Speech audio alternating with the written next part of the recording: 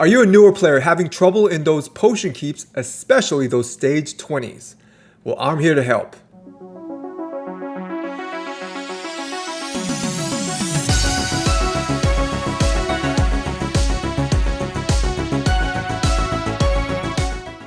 What is going on, Raiders? Soda Dragon here, bringing you a beginner/intermediate video on how to get through those potion keeps, specifically stage 20s.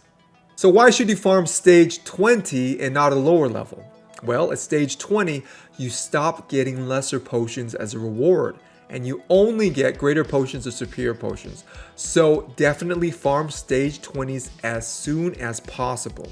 And guys, as a bonus today, I'm going to show you how to farm 12-3 Nightmare. Not Brutal, Nightmare.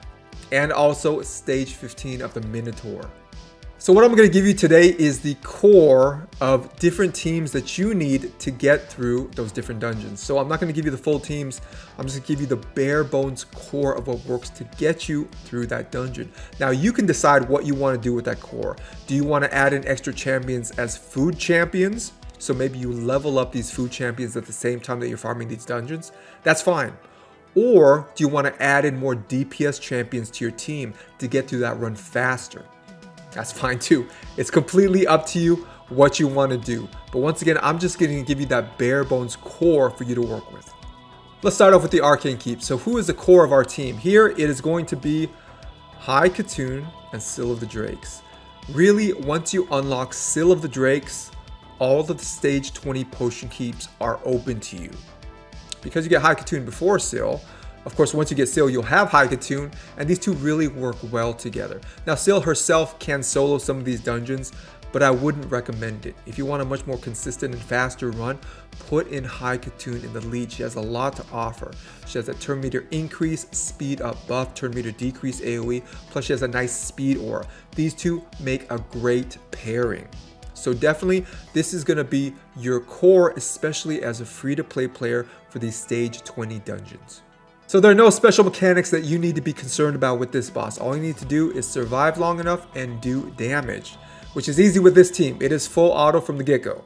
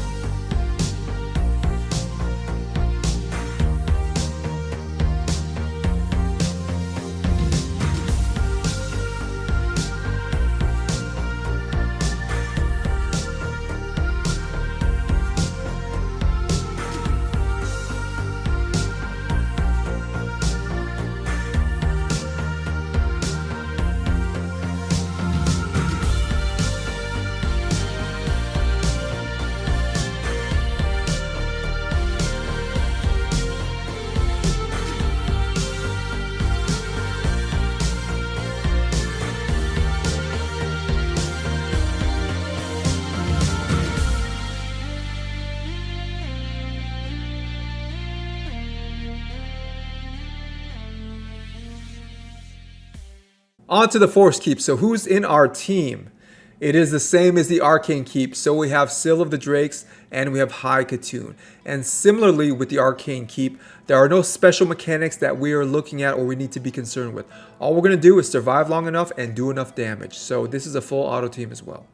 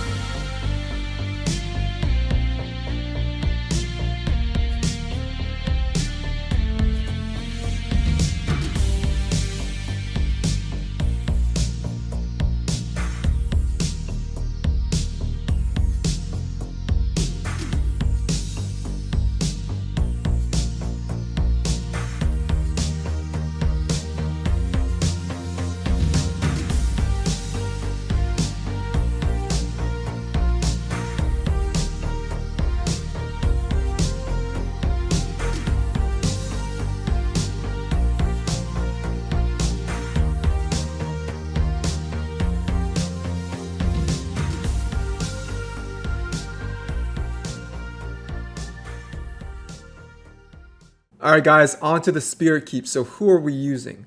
So you see here, same thing with High Katoon and Seal of the Drakes, but we are adding in a heal reduction champ.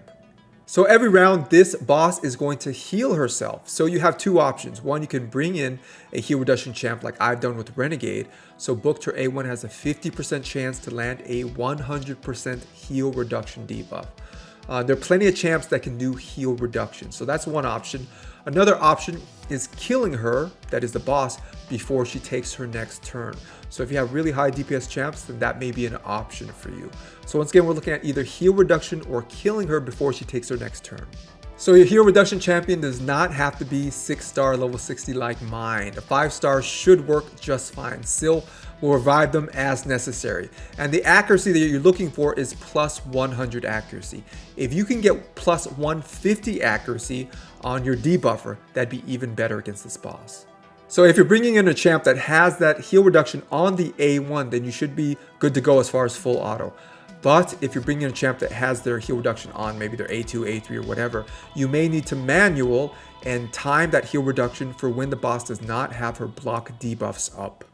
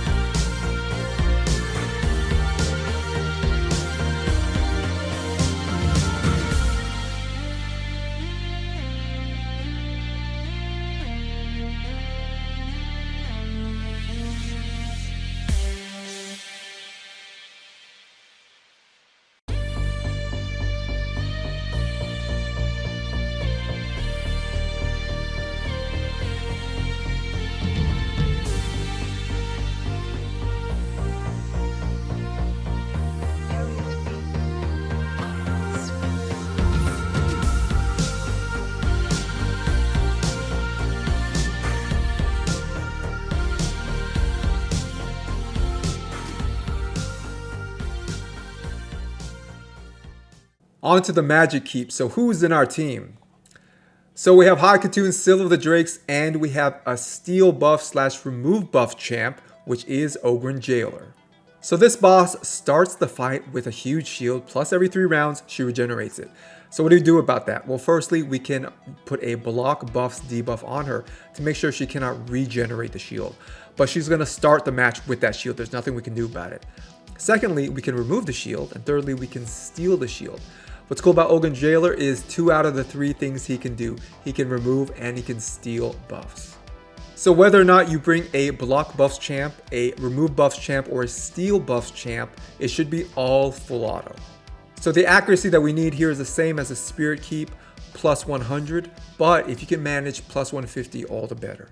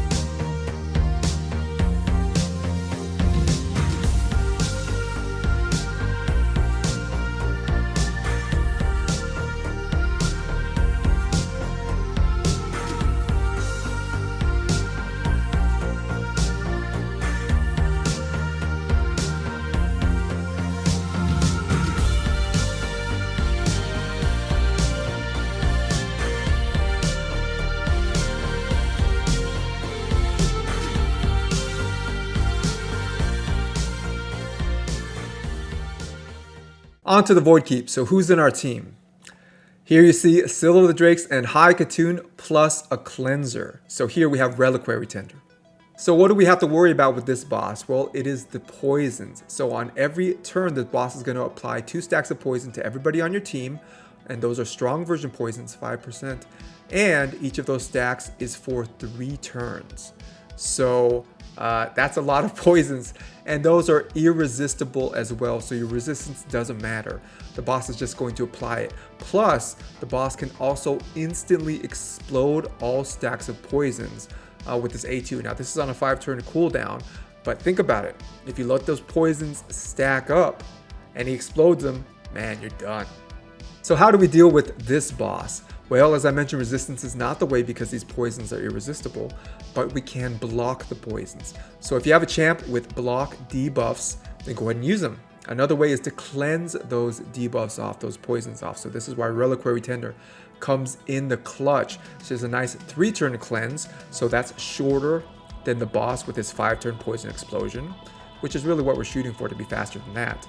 Plus, when Reliquary Tender cleanses, she puts a continuous heal strong version on everybody. So she is definitely a great choice for this. So whether or not you choose a block debuffs champ to bring in or a cleanser, it should be full auto.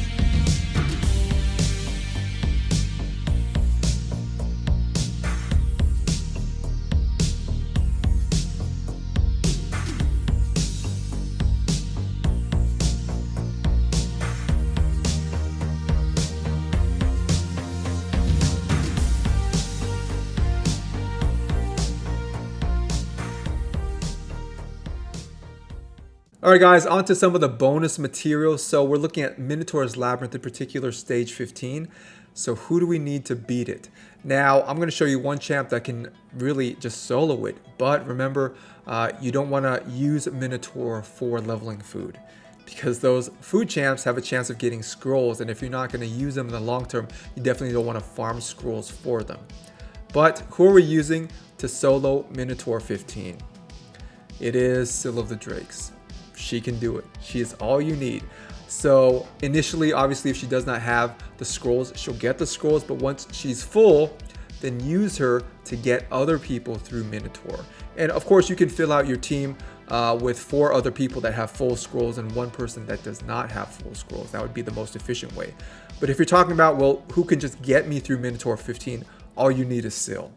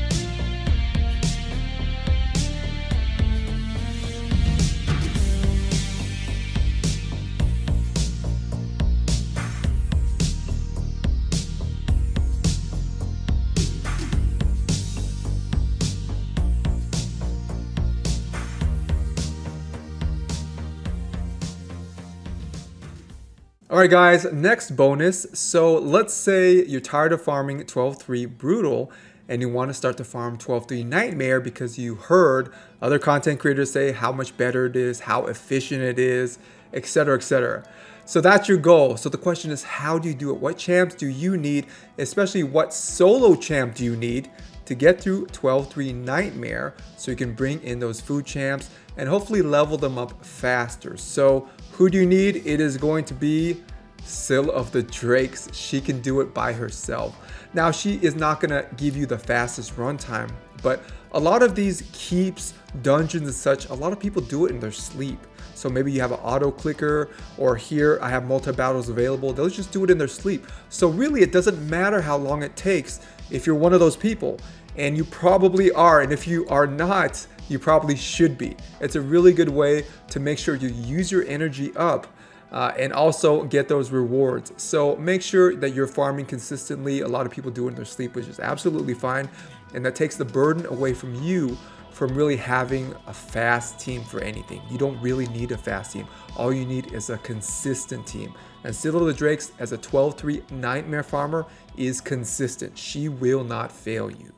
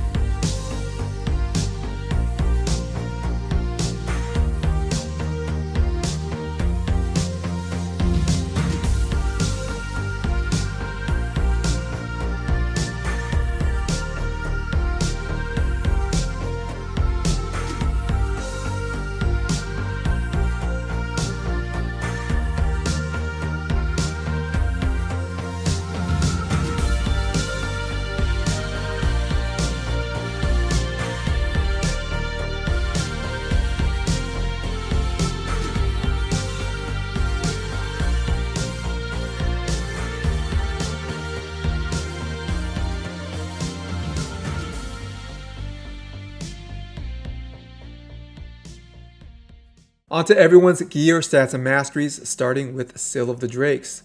So I have her in a Relentless and an Immortal set. I do think the Relentless set is one of the best sets on her, but other good sets are going all Immortal, and also the Regeneration set is really good on her. On to her total stats. So here I have her at 74,000 health. I have the attack at 1800. I have the defense 2800. Speed 204. I have the crit rate 29%. Crit damage 143%. Resistance 141. And I have the accuracy at 241. Onto her masteries. So here is what I have because I use her for a lot of different purposes. But when we're talking about potion keeps, Minotaur's Lair, or 12-3 Nightmare, she does not need any masteries. Onto High Katoon. So how have I geared her? I have her in 3 speed sets. Onto her total stats. So I have her at 54,000 health. I have the attack at 1900, the defense 2500, speed 248. I have the crit rate 44%, crit damage 113%, resistance 100, and debuff accuracy 160. Onto her masteries. So it's going to be the same thing as Syl of the Drakes. When we're talking about potion keeps, she does not need any masteries. But these happen to be the ones I have on her. Alright guys, that is it for today. I know this video was more for the beginner/intermediate player, but even if you're advanced, hopefully you found something useful in this video. And by the way, if you haven't yet, like and subscribe, and I will see you in the next video.